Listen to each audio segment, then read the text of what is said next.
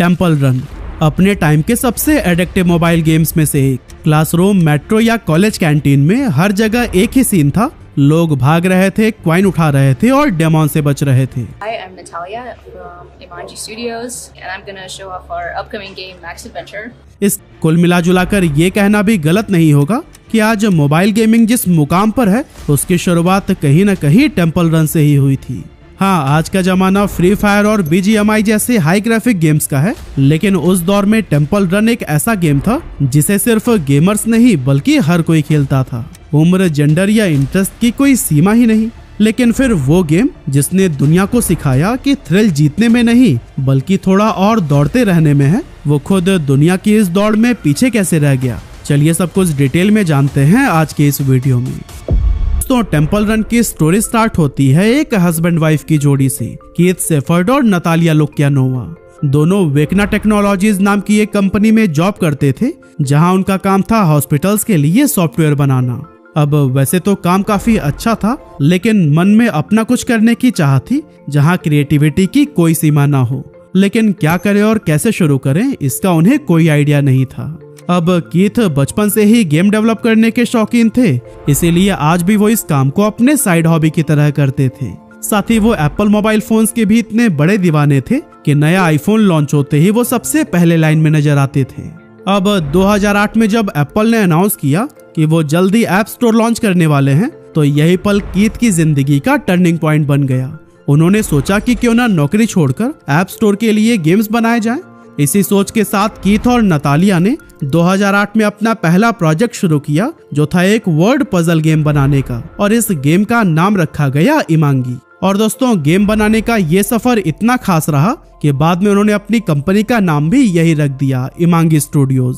पहले ही महीने में उनके गेम ने करीब $5000 की कमाई की, जो कि उनके एक्सपेक्टेशन से कहीं ज्यादा थी। इस सक्सेस ने दोनों को काफी कॉन्फिडेंस दिया और उन्होंने सोचा कि अगर हमारा ये सिंपल सा गेम इतना अच्छा परफॉर्म कर सकता है, तो जब हम कुछ नया और एडवांस करेंगे तब तो कुछ बड़ा किया जा सकता है। इसी सोच के साथ ही उन्होंने कई सारे वर्ड गेम्स बनाए, क्योंकि उन्हें उम्मीद थी कि इनमें से कुछ तो जरूर हिट होंगे। लेकिन नतीजा बिल्कुल उल्टा हुआ, क्योंकि ये सारे ही गेम्स मार्केट में गुमनाम होकर रह गए।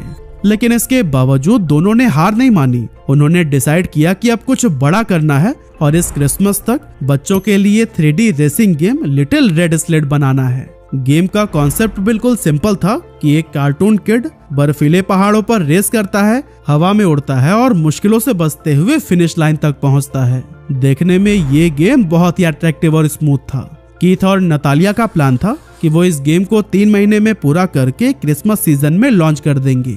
लेकिन यह प्रोजेक्ट खींचते खींचते करीब 6 महीने में जाकर पूरा हुआ, और तब तक क्रिसमस को गए हुए काफी टाइम हो चुका था। यानी कि वो परफेक्ट टाइमिंग निकल चुकी थी जिसके लिए ये गेम बनाने का प्लान किया गया था। इसी वजह से फाउंडर्स को भी काफी नुकसान हुआ और उन्होंने डिसाइड किया कि आज के बाद वो कभी भी सीजनल गेम्स नहीं बनाएंगे।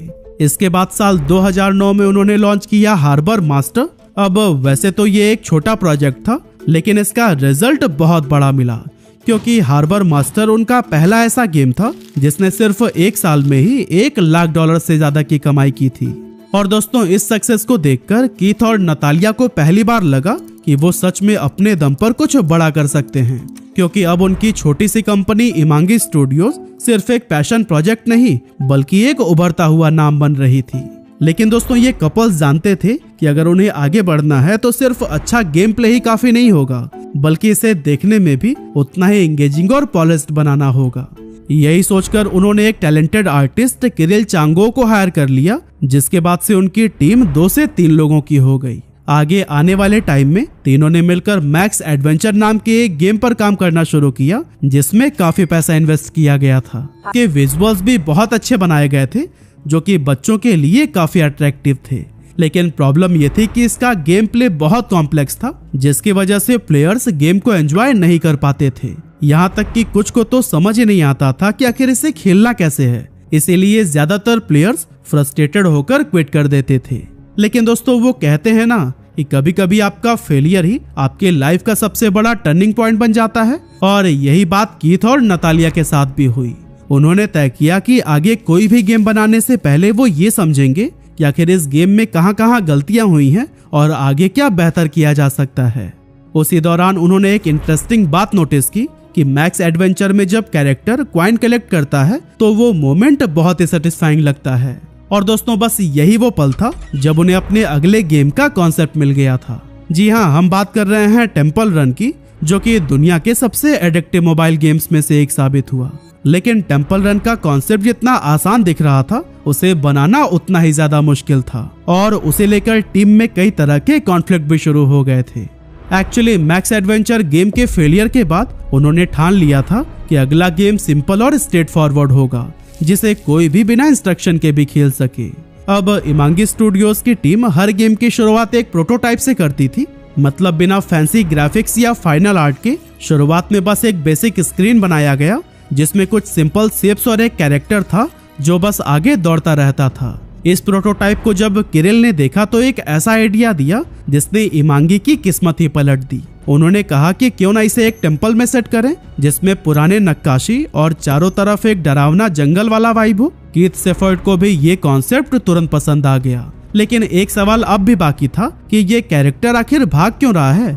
तब उन्होंने कहानी में एक माइथोलॉजिकल ट्विस्ट जोड़ा कि एक एक्सप्लोरर जिसने मंदिर से कोई कीमती चीज चुरा लिया है और अब वो एक ऐसी रहस्यमयी दुनिया में फंस गया है जहां लगातार उसे भागते रहना पड़ता है।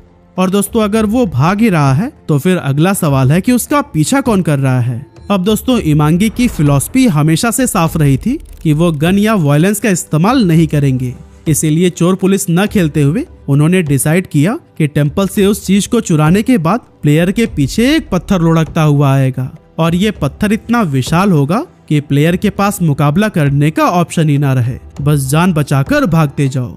लेकिन फिर इमांगी स्टूडियोज की टीम ने सोचा कि अगर खतरा कुछ और थोड़ा सा भयानक हो जाए तो गेम और भी मजेदार हो सकता है। और तभी किरिल ने उस पत्थर की जगह डेविल मंकी को लाने का आइडिया दिया।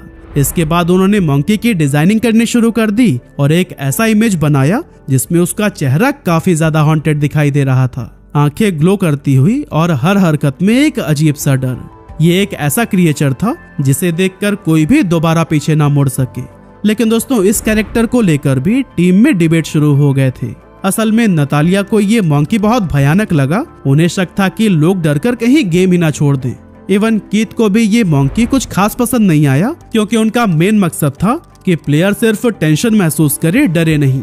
लेकिन दोस्तों किरिल ने तो ठान रखा था कि गेम में यही कैरेक्टर ही रहेगा, क्योंकि उन्हें लगता था कि खेल जितना डरावना होगा उतना ही मजा आएगा।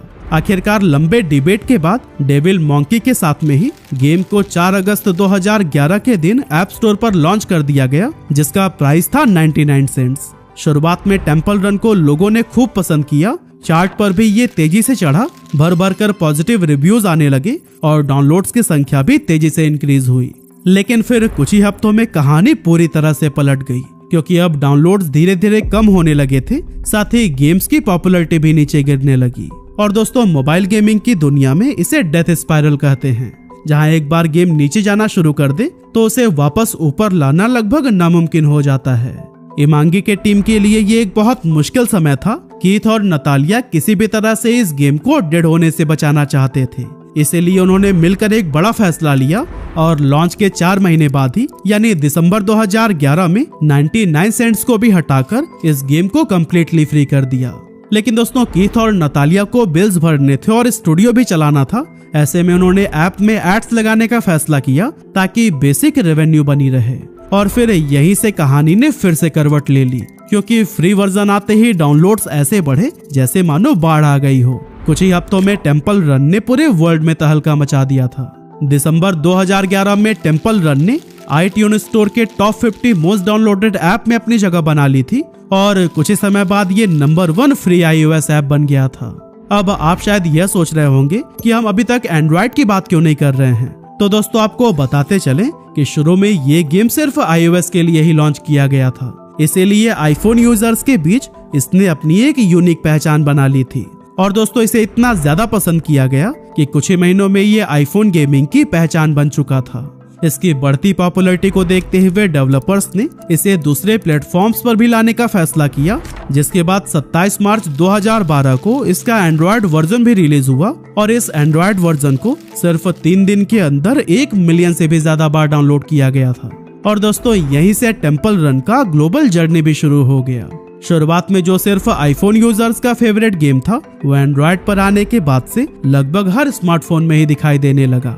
चाहे कॉलेज हो या फिर ऑफिस जाने वाले लोग, सबका एक ही टाइम पास बन गया था टेंपल रन। सोशल मीडिया पर भी हर कोई अपने हाई स्कोर का स्क्रीनशॉट डाल रहा था। यूट्यूब पर इसके गेम प्ले वीडियोस वायरल होने लगे थे। यहाँ तक कि कई सारे सेलिब्रिटीज भी इसके दीवाने बन चुके थे।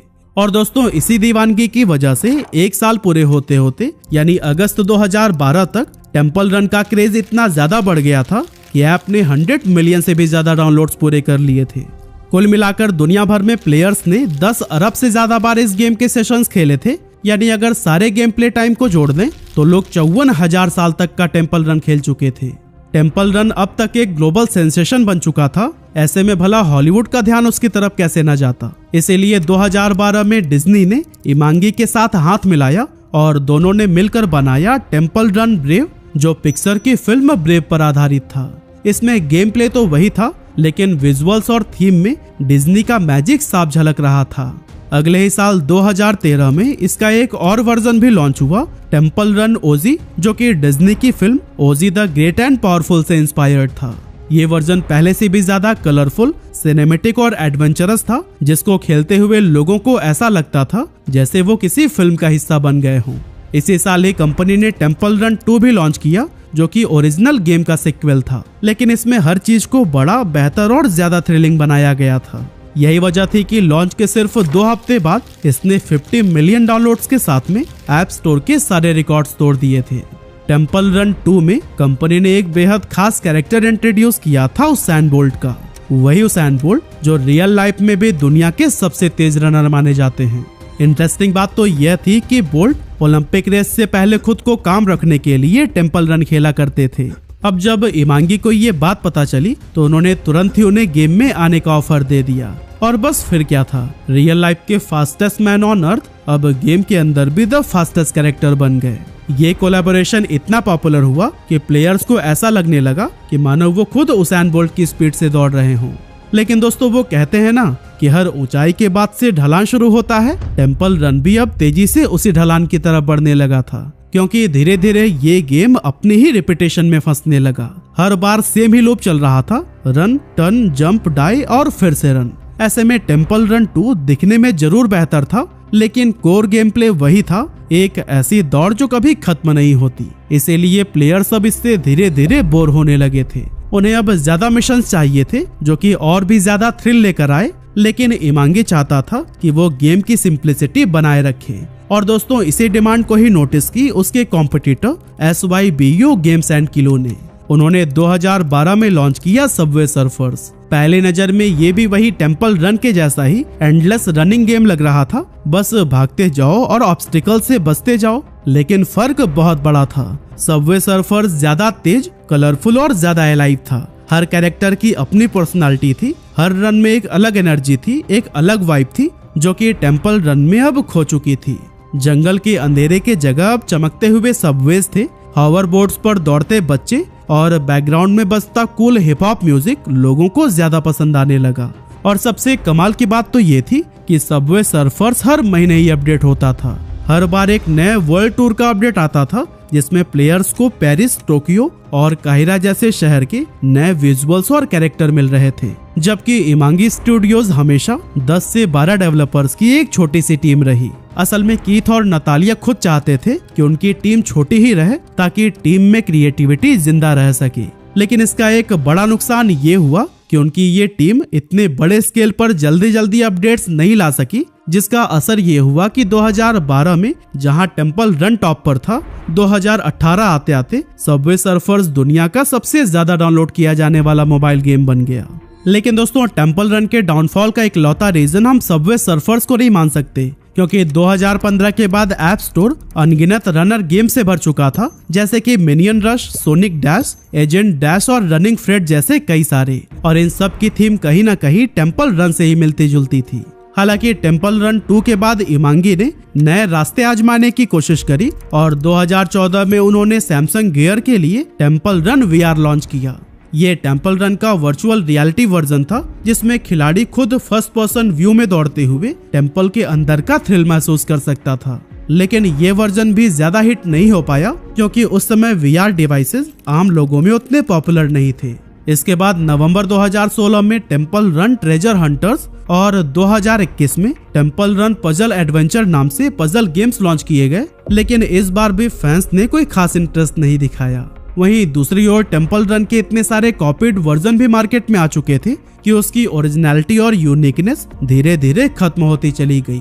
कंपनी ने बहुत अलग अलग तरह से कोशिश की, लेकिन जिसने इस गेम को एक बार अपने फोन से अनइंस्टॉल कर दिया फिर दोबारा इसकी तरफ वापस नहीं लौटा। अब दोस्तों इमांगी स्टूडियोज ने वादा किया है कि वो जल्द ही टेम्पल रन 3 लेकर आएंगे, जो पहले से ज्यादा मजेदार और रोमांचक होगा। लेकिन सच्चाई ये है कि ना तो इसकी रिलीज डेट पता है और न ही ये पक्का है कि वो फिर से वैसा ही जादू दोहरा पाएगा या नहीं।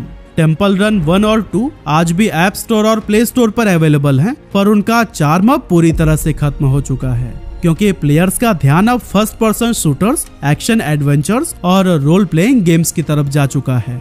फिर भी टेम्पल रन सिर्फ एक गेम नहीं था, वो एक एहसास था जिसने दुनिया को सिखाया कि थ्रिल जीतने में नहीं बल्कि थोड़ा और दौड़ते रहने में है। लेकिन इत्तेफाक तो देखिए कि खुद वही गेम दुनिया की इस दौड़ में पीछे रह गया। वैसे टेम्पल रन से आपकी क्या यादें जुड़ी हैं, हमें कमेंट करके जरूर बताइएगा।